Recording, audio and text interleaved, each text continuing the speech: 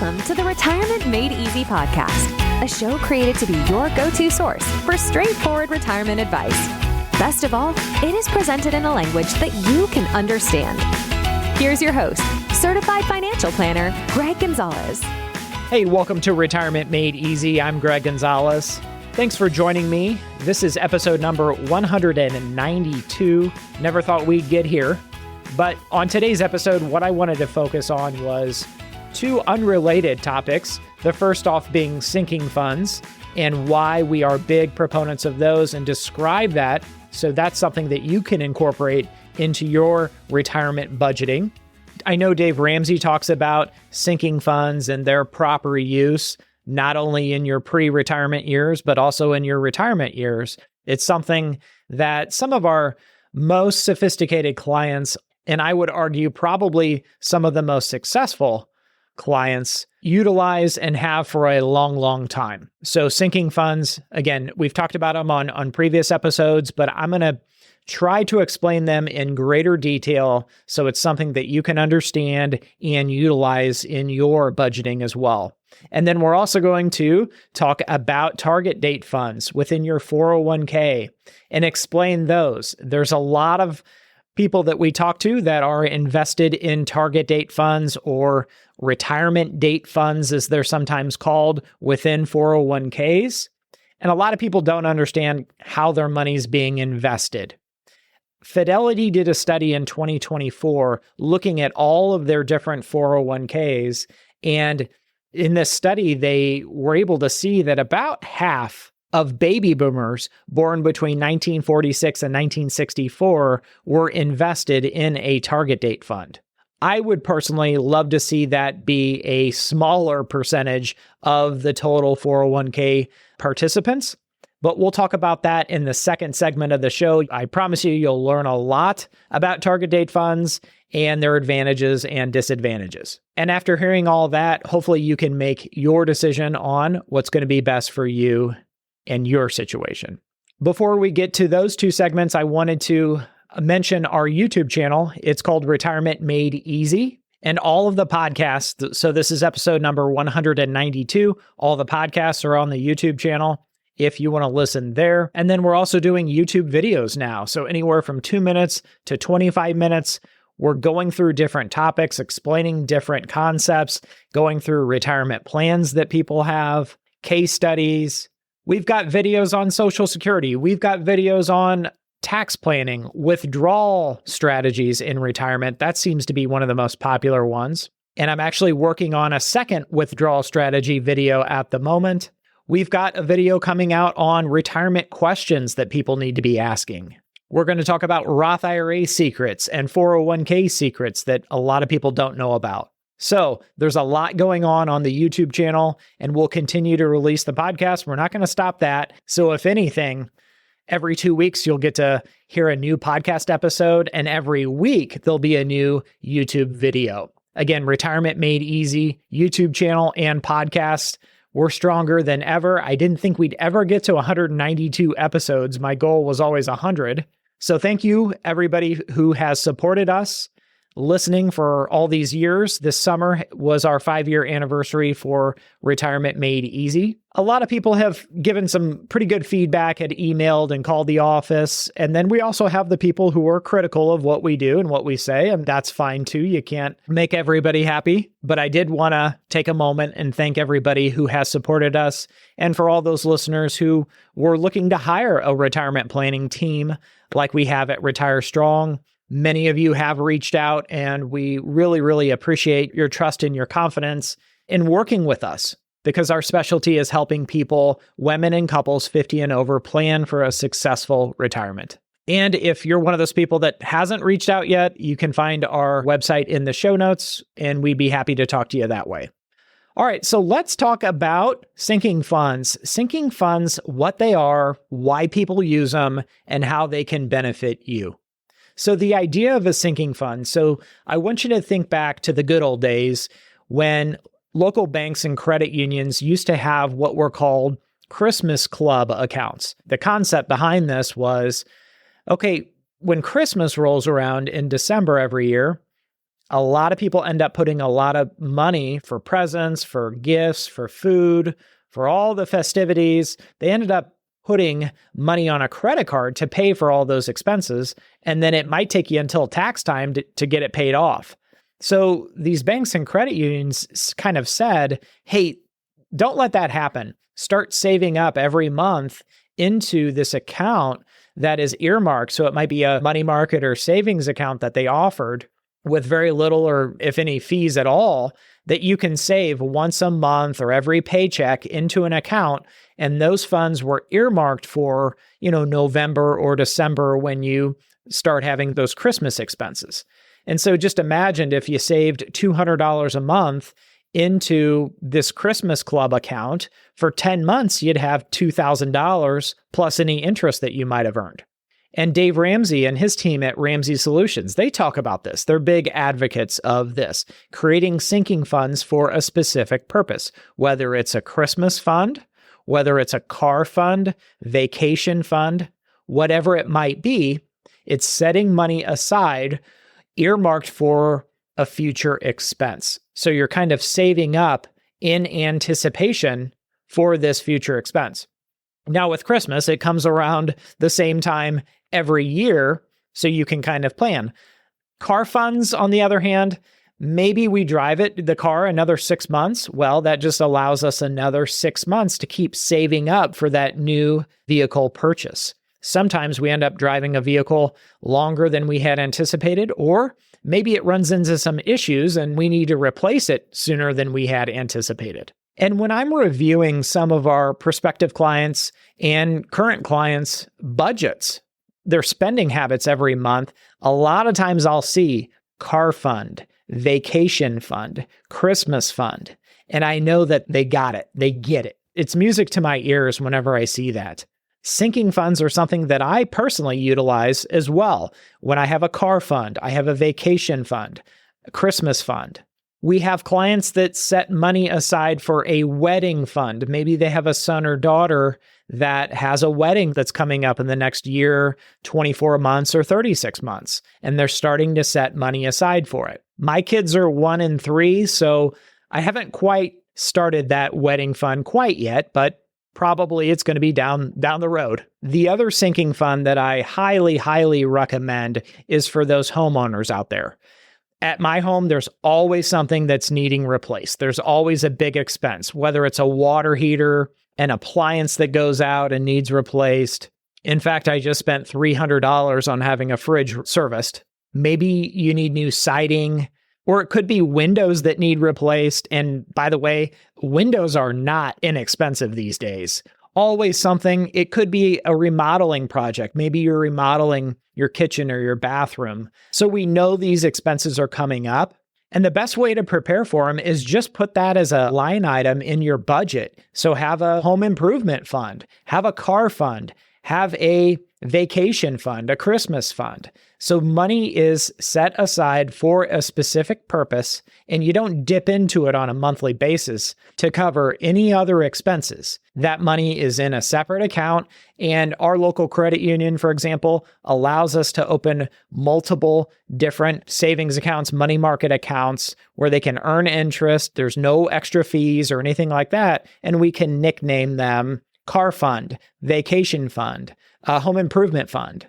And what's the big benefit of doing this? One of the big benefits is, in the Christmas fund example, Christmas club example, the alternative is, okay, we have a bunch of credit card debt, and then now we're paying 20%, 25% interest for a couple months until we get that paid off. Or if it's a home remodeling project, I have heard some people taking some home equity loans at 8.5% interest to finish their basement, to put a new deck on their home. I've even heard of people taking loans out on 401ks or home equity loans to pay for weddings. Car loans. Think of what the interest rate is on car loans. So if we had money again set aside, maybe we can at least cover most of the car expense.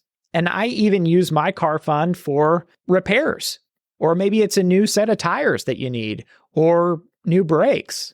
And I'm in a couple different masterminds of retirement planners. And so if you can imagine, we get together once a month and we talk about client situations, of course, anonymously, and different things that we're experiencing. And one of the questions that I proposed to the group was, there's about 8 different advisors that, we're across the country. We're not affiliated. We just happen to be friends. I asked the group, for all your retired clients that you work with, what is the biggest mistake that you see them making over and over again?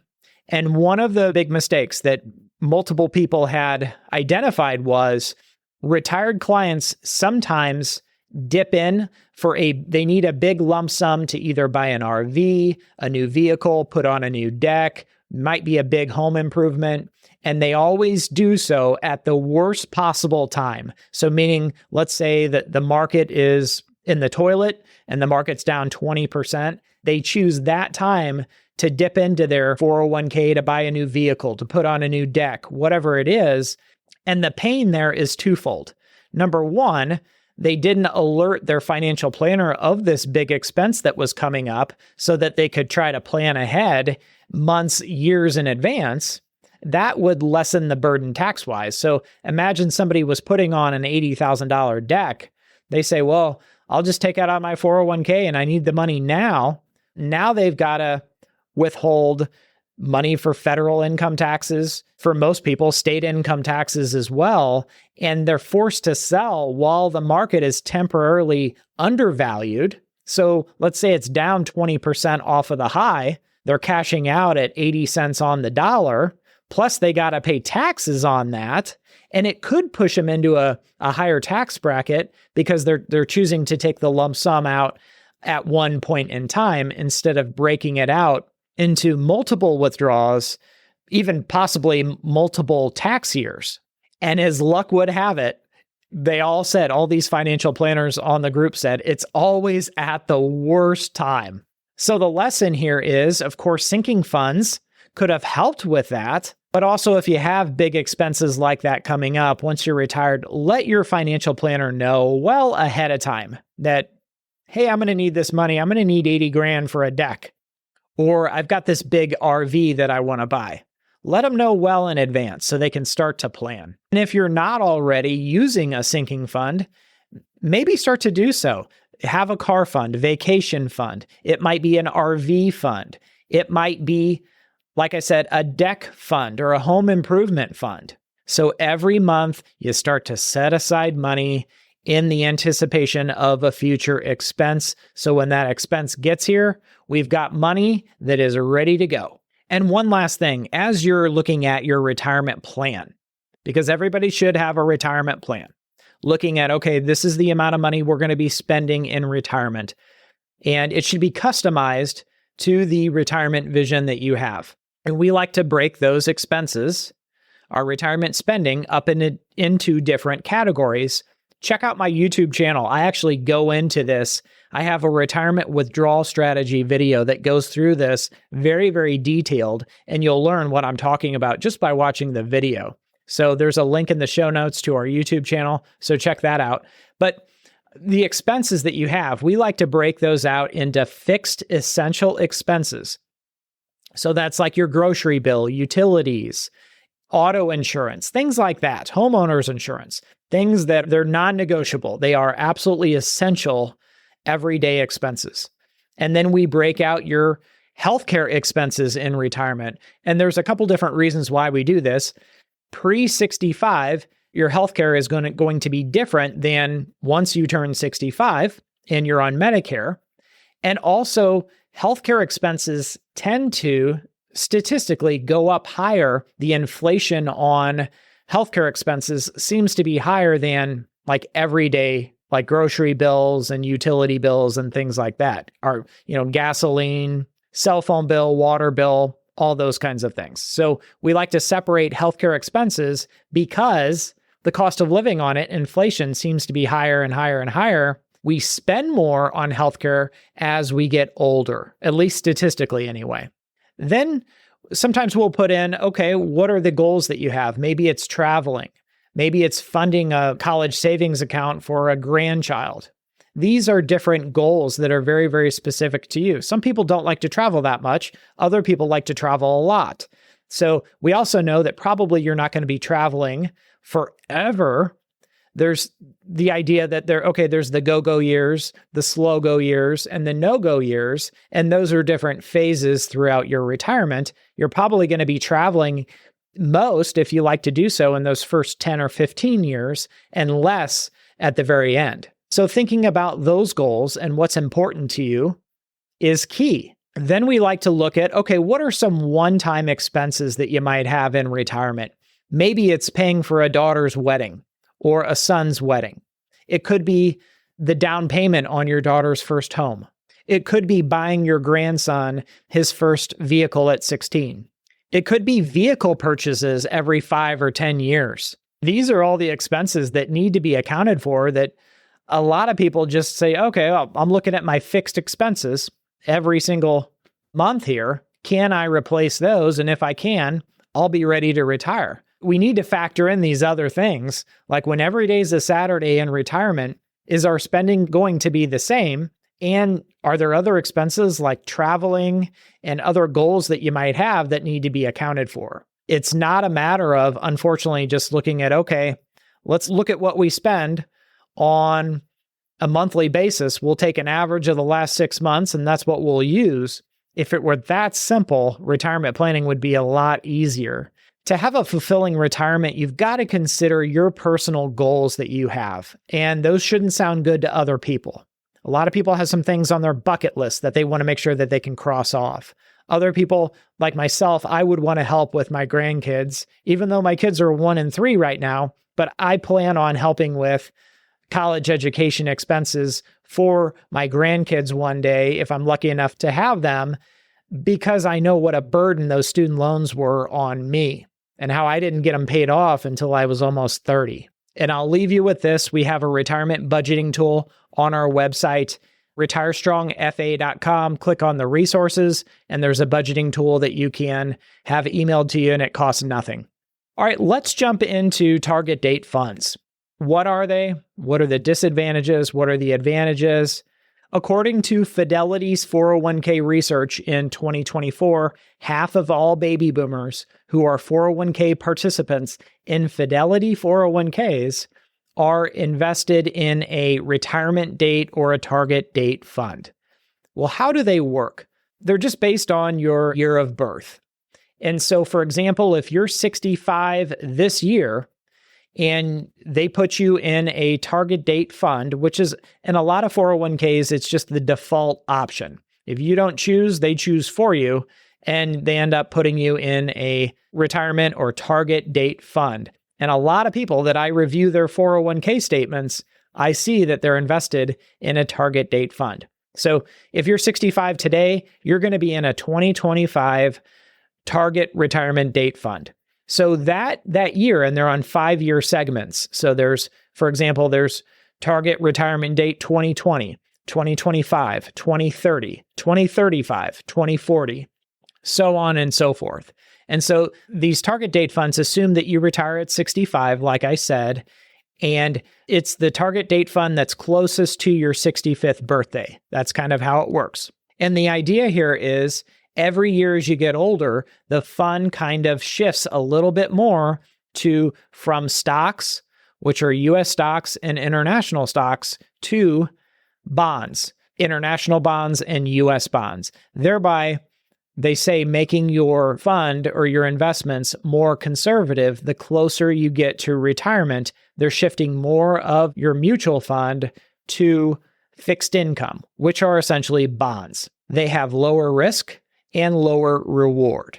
Now, why am I personally not a big fan of these target date or retirement date funds? Well, there's a lot of different reasons for this. So where do I start? So if we look at your 401k provider, I'm going to throw out a bunch of names here. So there's Fidelity, there's Vanguard, there's Empower, there's T. Rowe Price, there's Schwab, there's all kinds of different 401k providers. There's Principal, there's Vanguard, there's American Funds. The list goes on of the different 401k providers. So their retirement date or target date funds that they have within their plans are not similar. A lot of times they are very, very dissimilar from each other. And how are they different? You might be asking. Well, the returns are different. I was reviewing the best to the worst performing 2025 retirement date fund, and the returns as of that day, and we're only halfway through the year as I record this podcast, there was a 2.5% difference from the best to the worst. And the holdings, what each target date or retirement date fund held within the mutual fund by prospectus was different, quite different. The expenses are different from one fund to the next. So there's no standardized formula for target date funds. The concept is all the same for all target date funds, that as you get older, you're going to be shifted into more fixed income, into more bonds, which are deemed to be safer. And the farther you are from retirement, the more aggressive you might be.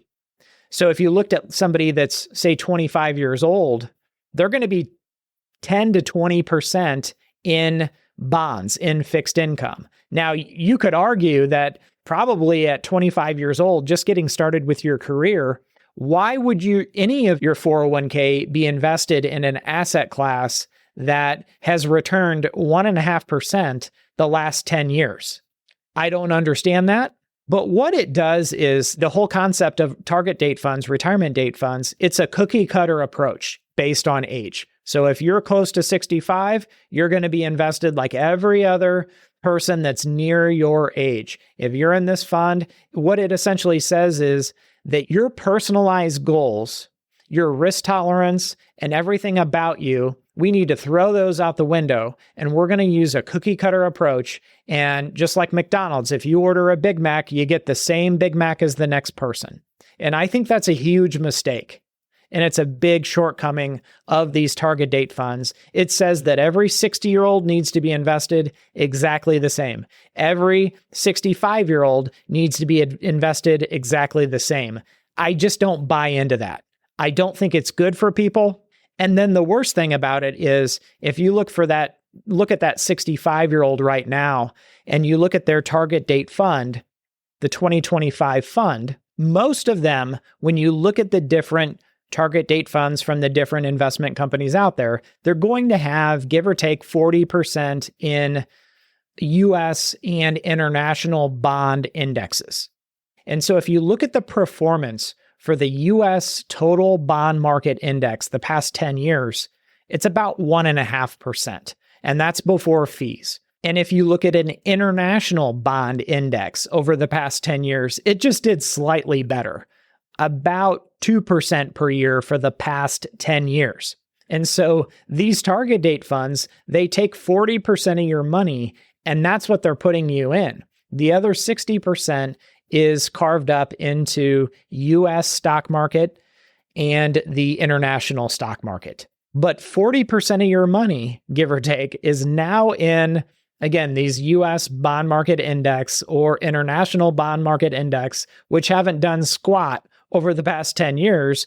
And people look at these target date funds and go, why am I not making as much money as I probably should be? That's why. My gripe with these target date funds or retirement date funds is not the fees. Those tend to be, generally speaking, fairly reasonable. My gripe is it's a cookie cutter approach, and it could be a lot better if it was customized to the individual. And the other thing that a big disadvantage in my eyes of these target date funds is they tend to have a heavy concentration in international stocks outside of the US stock market. So for example, if you look at a 60-year-old, approximately 25%, up to 25% of the whole fund itself of your money is put in international stocks. And that tends to be really, really high, in my opinion. All the research I've done, especially when the international stock market has been so lackluster the past 10, 15, 20 years. And I heard a saying a long time ago, if you want to have average results, do what everybody else is doing. And that seems to be the target date funds. And as we peel back the onion, as we look at the layers and we say, okay, what's really under the hood here? And I can sum it up in one word. It's disappointment. That is just my opinion on target date or retirement date funds. I've done a lot of research. I've worked with a lot of clients over the years that own and invest in target date funds within their 401ks. And again, it's just my attempt to caution you and to hopefully educate you on what they are, why they're used, the advantages and disadvantages of target date funds. And I want to leave with one thought, that not only should your investment portfolio be customized to you and personalized to you and your goal, it should be led by your vision. And so many people think my neighbor is doing this, or somebody at church is doing this with their money or their retirement, or somebody I work with is doing X, Y, or Z. That might not be applicable or beneficial to you because you've got your own goals. You're your own person. And so let me put it to you like this. If their goal was to move to Arizona when they retired and they were doing X, Y, and Z to prepare for that, should you do the same thing? No, because your goals are totally different. We're working with a client that is going to be a charter captain, and they're going to buy a big boat, and they're going to have part-time income in retirement, taking people out on fishing trips. And they go miles and miles and miles outside of the harbor to go fishing. And fishing is like an obsession of this client's.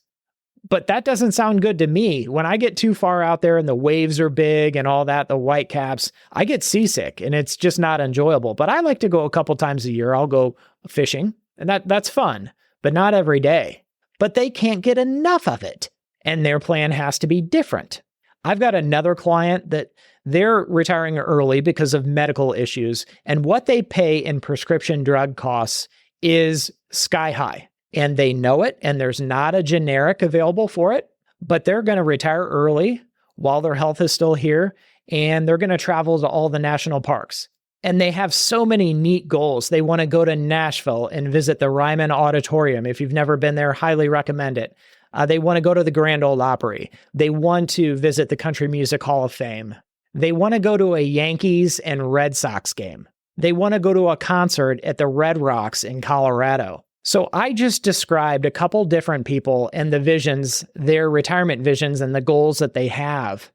And you're just going to have a hard time convincing me that either one of them is going to be best off with cookie cutter financial advice and retirement planning. I'm never going to buy into that concept.